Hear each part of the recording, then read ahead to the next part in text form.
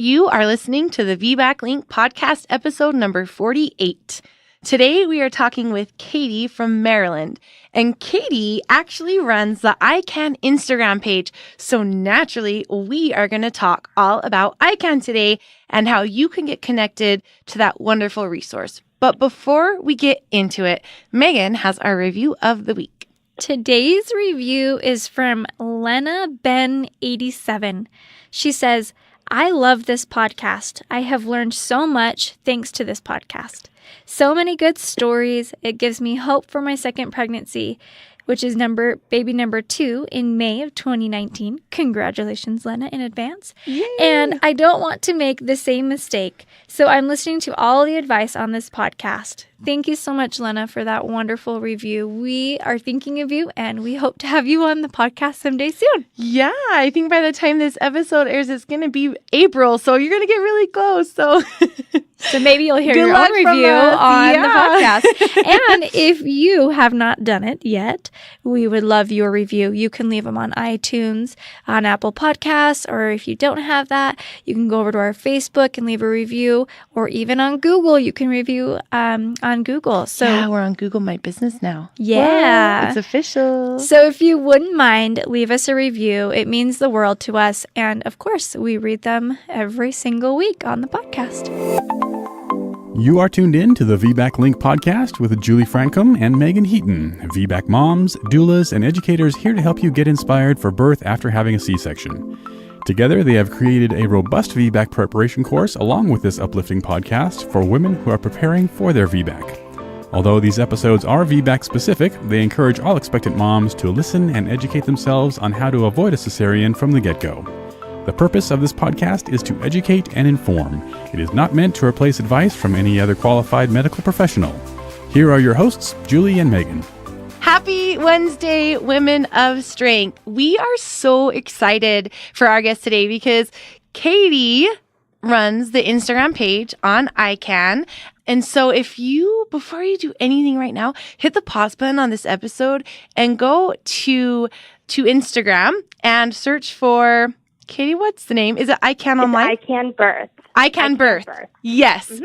ICAN Birth. I forget because the website's a little different than Instagram. Yeah. Go on Instagram right now. Look up ICAN Birth. We are going to tag them in our stories. So if you have trouble finding them, just go to our Instagram page.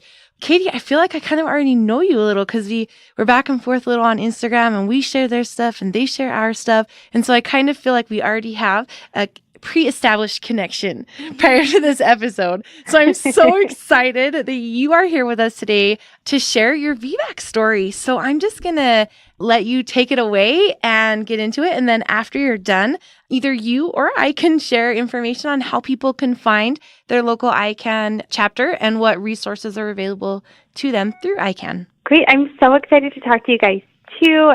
Like you said, it's been so fun going back and forth on Instagram and just finding other people that love to talk about birth and VBAC especially. So I guess I'll get started with my first birth, my first delivery. I have 2 boys, and my first one was born via cesarean. And when I was going through the pregnancy with him and, just getting ready for childbirth, I knew that I wanted an unmedicated labor, and I wanted, just like that whole experience. I was going to birth in a hospital. I was with an OB practice, because that was kind of the deal. I made with my husband, the first one we'll do an OB, and then maybe we'll do a midwife for our next baby. And we really thought that we had educated ourselves in terms of the kind of birth that we wanted and all that good stuff. And then when it came down to it, I was late. I was past 40 weeks, and then I was past 41 weeks. And then that was where I kind of stopped listening in the birth class. I was like, oh, well, I'm just going to go into labor on my own. I don't need to learn about induction. I don't need to learn about what happens when you go past your due date, and then further than when your provider is comfortable with you going past your due date. I just didn't learn about all of that stuff. Long story short, I did get induced with him, and I was 41 and 2, I think. And so we went in, inductions.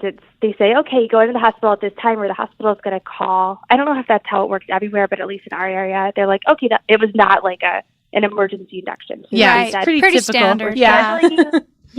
We'll schedule you, but then the hospital was really busy, so they called and they were like, okay, well, you're not going to be able to come in today. We can call you tomorrow. So that was really weird, thinking that you were going to go in and have a baby and then never mind. Maybe tomorrow. So then we went in the next day and we were just like, okay, if I'm going to be induced, like, we're just going to change our plan.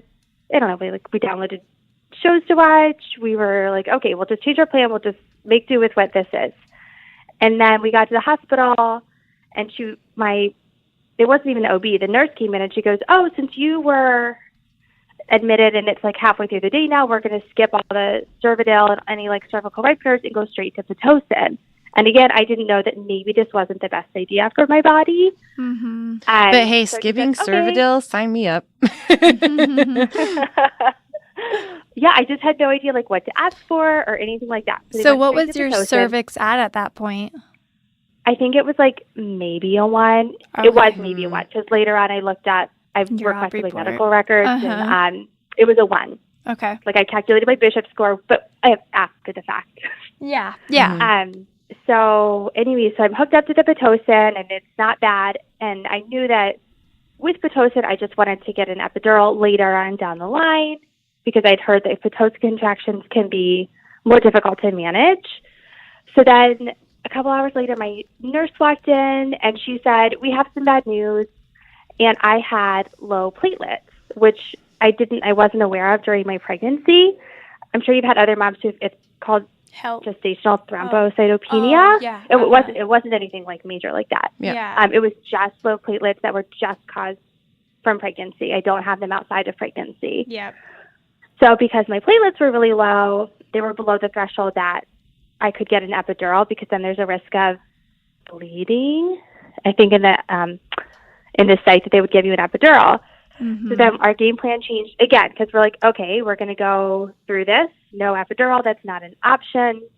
And it was just a really like long, tough night of going through labor and nothing you could do about it. And I remember the nurse walking in and she would just like not make eye contact and turn the Pitocin up and kind of walk back out. And we're like, what is happening? So it was tough. I don't remember a lot of it. I think it was just like so many changes so fast that we just had to roll with that we never really had time to like gain our footing and say, okay, like this is what's happening now. This is what we can do. It was just like one thing after another. So I was induced around like 1 or 1:30 on a Friday afternoon. And then, I was in labor throughout the night. The next morning I was still at 9. I had been stuck at 9 centimeters for a while. And every couple hours, the nurses would take my blood just to see if my platelets went up or down or did anything. And they finally did go up to the point where I could get an epidural, which I really, really did want at that point. And so I did. I was able to get the epidural. I was really excited about that. And I was laboring at 9 centimeters for a few hours, so I just felt like my body needed a break. Like looking back, I really felt like my body was like, this is too much. That like fight or flight, like this isn't happening. We're just kind of let labor like stay here. Like my body just wasn't feeling like safe to go any further, I think. So I got the epidural and then just rested for a few hours. And during those few hours, I did get to 10. And then the doctor came in. I pushed for about 3.5 hours and my son didn't come down. That is so hard. Pushing for so long is so hard and frustrating. Yeah, it was exhausting. And I think, again, like looking back, I was pushing flat on my back. Then our nurses were wonderful. It was like, I feel like they were just taking the direction of the provider. But like, the provider, she would come in, check, leave. It wasn't like, hey, try this new position, or hey, maybe like turn this way or sit up, or, there's a lot of positions you can push in, even if you have an epidural. So there wasn't like really any suggestion or anything in that area. It was just, okay, well, you tried, we'll give you until 3.5 hours and then we'll call it a day. So our mindset then was like, we just want our baby to be here. It had been over 24 hours at that point. We were exhausted and tired and hungry and all of that stuff. So that night, we went in for the C-section and it wasn't an emergency. So I feel really lucky that we weren't like, his heart rate was fine the whole time. It wasn't like a rush to get me in there, a rush to get him out. But anyways, we went in for the C-section and he was born, and then he had aspirated a little bit of meconium. So they did take him to the NICU for 1 hour. So then my husband went with the baby. His name is Cole. And then they stitched me up, and then I went to recovery. And honestly, I know people have really difficult traumatic births, and this wasn't that at all, but I think we were just so exhausted, and the plan was changed so many times. Like, I was more tired than anything. I just wanted to eat and sleep. And, I felt like I never had that excitement of, oh, my baby is here. Like, I get to meet my baby. I was like, I need to eat a cracker. I need to drink some water, that kind of thing. Yeah. And I think, like, in the moment, I was just happy it was over. And I'll get into this more when I talk about ICAN, but I feel like emotionally recovering from the birth, I was like, I didn't get to experience all those, the baby on my chest, like meeting him. I don't really remember meeting him. Just those things I felt like I really missed out on. And then I felt the guilt of not giving that to him, if that makes sense. Yeah. No, it totally does. But, but he was overall like healthy. He was only in the NICU for an hour, which we were really so lucky that we then got him back and he stayed with us the rest of the time. And then physically, I was really lucky. The C-section recovery wasn't bad. It was probably pretty standard. It sucks for the first couple days for anyone, but then we got home and we were good to go we were lucky with breastfeeding. Breastfeeding went really smoothly. I know that can be a challenge for a lot of women after they have a C-section. Yeah, and he was like a big, fat, happy little guy. So, yay for fat babies. I know. I love fat babies so much. These fat little thighs. No, my second one just started crawling, and I'm like, no, I don't want you to move because I don't want you to lose all this the weight. Chunk. Yeah. I need you to keep these legs forever. Anyway, so I think like the further, like once I started processing the birth, I just had a really hard time emotionally kind of wrapping my head around what happened. And I still carry a lot of guilt about not advocating, but then I didn't know what to advocate for. I just knew this isn't what I wanted. This isn't going how I want it to go, that sort of thing. So in preparation, my poor husband, he jokes like he could be a doula just from all the talking about childbirth that I do all the time now. And about VBAC. He's like, I know way more about birth than I ever thought I wanted to know. Yep. Yes. So I just knew like something's got to change. I want a whole different experience next time. And even before I was pregnant or we talked about getting pregnant, I just never, once my first son was born, I just never stopped like learning and researching and Googling and reading and watching birth stories and listening to birth stories, because it's, not only did I want to change the story for myself, but I also like love birth. It's just the coolest thing ever. So then I got pregnant with my second, and for both, we didn't find out the gender for either one. So that was really exciting too, just finding out like it's a boy both times. So I got pregnant with my second, and I knew I just wanted a different experience. So we did switch to a midwife, which I loved. I just loved the whole midwife experience, the midwifery model of care. I felt like from my first appointment on, it was just a totally different experience. They were just so open and understanding, and I felt like everything I talked about or anything that they presented, it wasn't like, okay, this is what we're doing. It was, these are some choices. This is the information regarding the choices. What do you feel like you want to do? And I just really appreciated that it was a conversation and not just like, okay, here you go. Like, this is what we do when you hit this date. This is what we do when you hit this date. It was just a really fantastic experience. I felt like every time I went in, I had a huge list of questions, because for myself, I just needed to talk through every kind of what if scenario. My biggest concern was around my platelets, because for both pregnancies, like, they didn't drop until the very end. So I had no way of knowing, like, if that was going to be a problem or not for my second delivery. And my biggest concern was like, okay, I'm going for a VBAC, but what if my platelets are too low and I have to have a C-section? The option would be general anesthesia. So that was kind of the big thing weighing on my mind was, do I go for a VBAC and just hope it works? Or do I go not the safe route, but like the known route and do a planned C-section early when my platelets are still high enough to like guarantee I could get an epidural. So that was just something I had, like, every appointment and every poor midwife that I met with, I was having these conversations with, and they were just like helping me talk through my options. And one of them, the midwife who ended up delivering my son, she kind of did lay it out. She's like, you're just going to have to decide like what's more important to you. And I said, I don't know. But I knew that me being awake for my child's birth was the most important part. But luckily I didn't have to make that decision. My platelets were fine. That's awesome. But it was just like I needed that constant reassurance of, you know, it's okay. We're going to help you make the right decision, but it is your decision. Mm-hmm. But it was good. It was good. Like I needed those conversations every single appointment. I loved the care I got. I loved the conversations that I was having with my midwife. And then my husband and I also took a hypnobirthing class that we absolutely loved.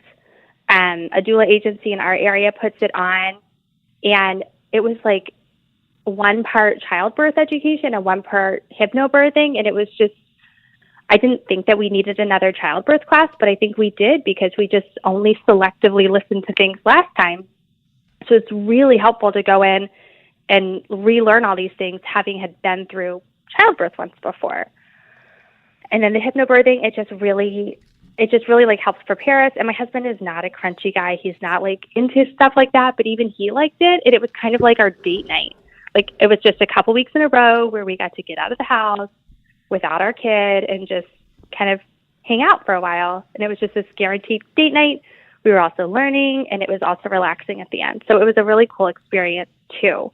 I think for me, surrounding myself with like stories and videos and pictures of just natural or of vaginal childbirth was really helpful. Just reminding myself that like your body can do this, and just reading all the stories and hearing all those experiences was really helpful to me.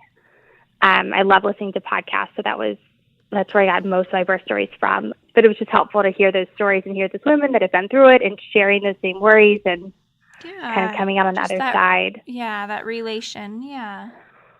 And I totally respect that everyone's idea of their best birth is personal and is different, and I think that's really important. But it's hard when, like, you know, maybe your friends or family are like, oh, you know, you're fine, baby's fine, everything's fine, but you don't feel that way. So it's like helpful listening to other people who maybe had a difficult birth and knowing that it is okay to think that it's okay to not like your birth.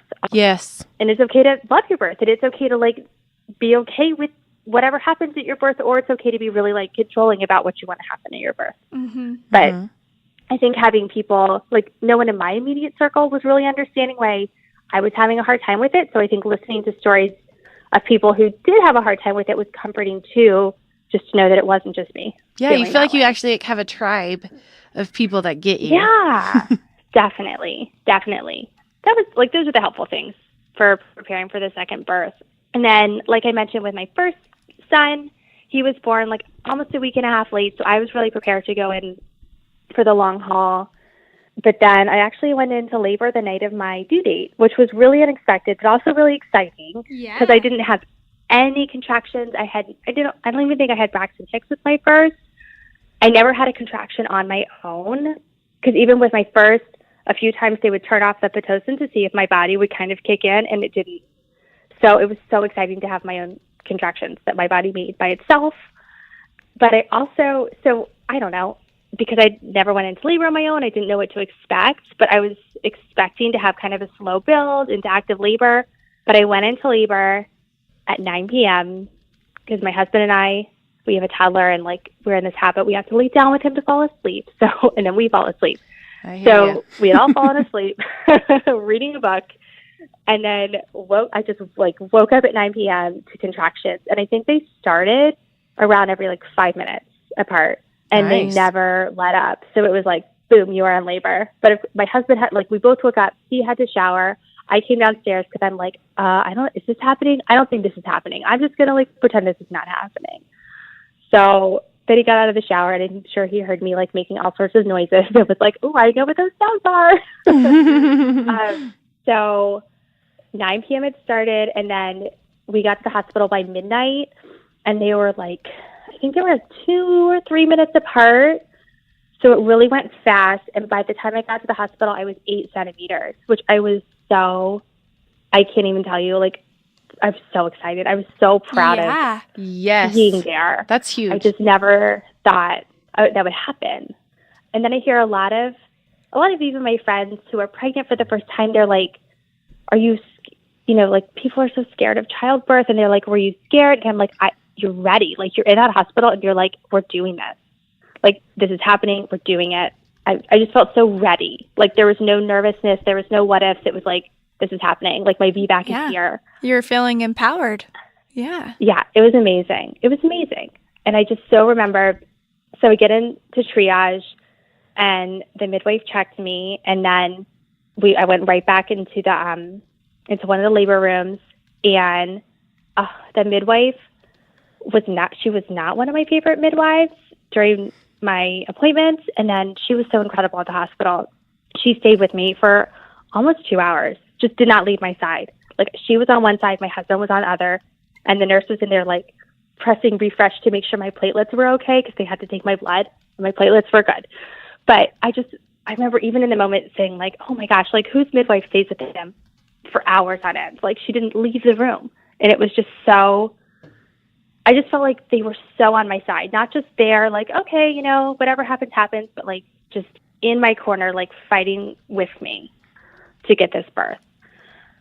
So she was there, and then I did end up getting an epidural, which I didn't think I was going to do, but in my mind, like, the contractions were just reminding me too much of the Pitocin contractions, because I guess all contractions are contractions anyways, that I like had to mentally separate that birth from this one. So I got the epidural, and I'm glad I did, because I just think I was able to focus. Like, I was so scared of feeling those contractions, because it was just bringing me back to that place. Yeah. That I felt like I needed to just have like a whole new clean start with a new labor.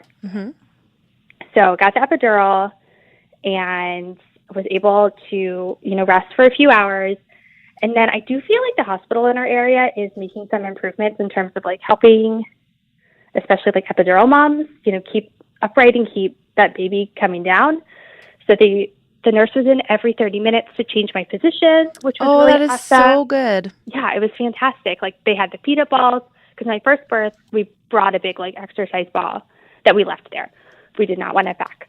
But the nurses here, like, she came in every 30 minutes, changing position, checking on me, checking baby, which I thought that was really cool. And I was really excited about that. And then my water did not break with the second one. And now I wish I asked for her I wish she didn't break the water. She asked. It wasn't like she just did it without asking, but it didn't break. And so once I was at 10, then she broke it. But now I'm like, oh, that would have been so cool if he was born like in call or something. But that's It's super cool. I got to see one last year. It was on my bucket list, and it was pretty rad. Oh, I bet. I've seen pictures. It just looks incredible. But, oh, well, it's okay. Like, that's not a big deal. But just have to keep having babies till you get that. I know, right? So anyways, the midwife came in, and I was at 10, but then she wanted to let me, since I don't know if they do this if you have an epidural or don't, but I labored down for maybe 2 or 3 hours. I don't know how long it was, but she let me just labor down for a couple hours before I started pushing. And then it was neat when I started pushing. I guess the hospital wasn't very busy at this time, so I had my nurse, who was incredible. And then this other sweet nurse came in, and she was a VBAC mom, so she was just there. Oh, yes. She was excited. And then there was a student nurse there and her supervisor, and they all asked. It wasn't like people were just barging in, but it made me feel like so many people were really rooting for me. And then the sweet, probably terrified student nurse, she took pictures for us, which was really cool. So I have pictures of the whole birth. That is awesome. I thought it was really cool. Anyways, so all the ladies were in there and my husband, and I pushed for right under an hour. I think it was like 55 minutes or something like that. And he came out and he was born.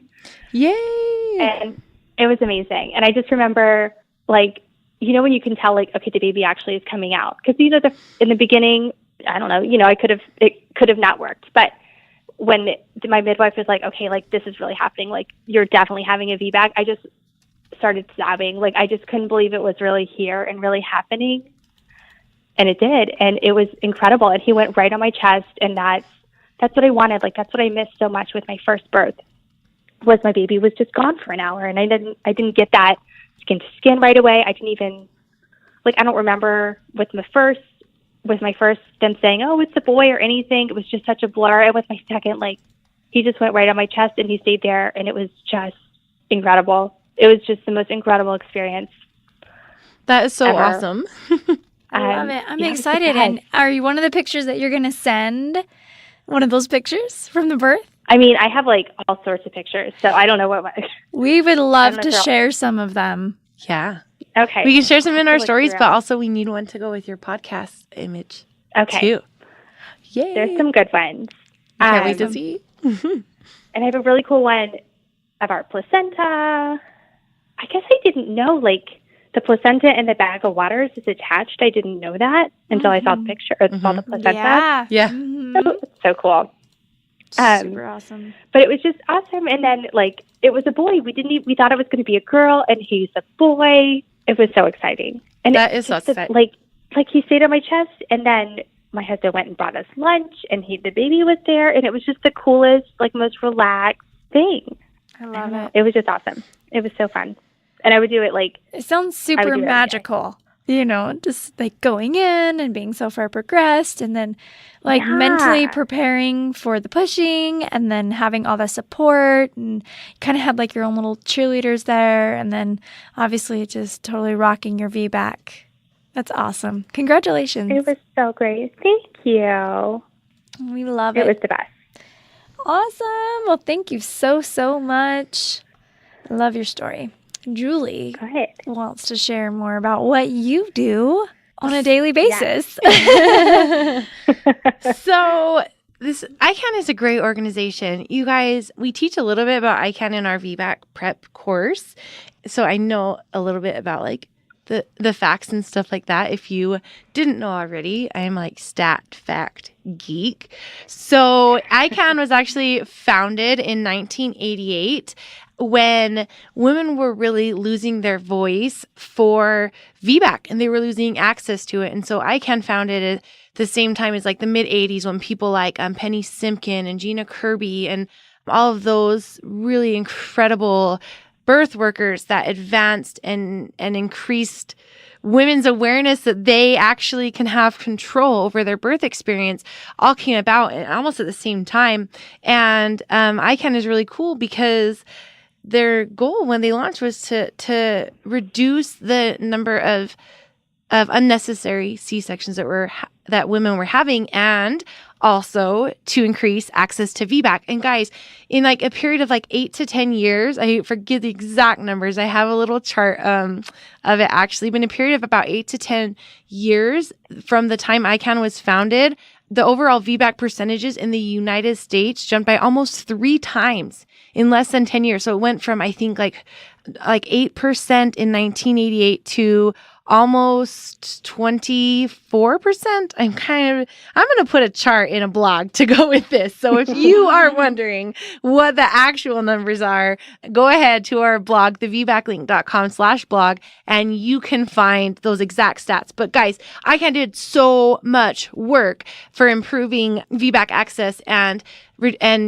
educating women about cesarean risks and all of those things. And it's been really incredible to see them grow and to see how big they are all over the United States. And I know that when I was preparing for my VBAC, there was in Utah, it was kind of like this really cool time where it was really the birth community was like thriving and active. And there was like all sorts of like get-togethers for doulas and expectant parents. And there was courses and all of these things. And it's kind of fizzled out a little bit now. There's still a little bit going on, and I feel like it's gaining momentum again. But ICAN was one of those things. And when I was preparing for my first VBAC, it was really cool to go to these ICAN meetings. And sometimes all we did was just share our C-section stories and cry. And I know that kind of maybe sounds a little bit sad, but it was actually really empowering to hear that other women had a story like me, and that, like Katie said earlier, that there was people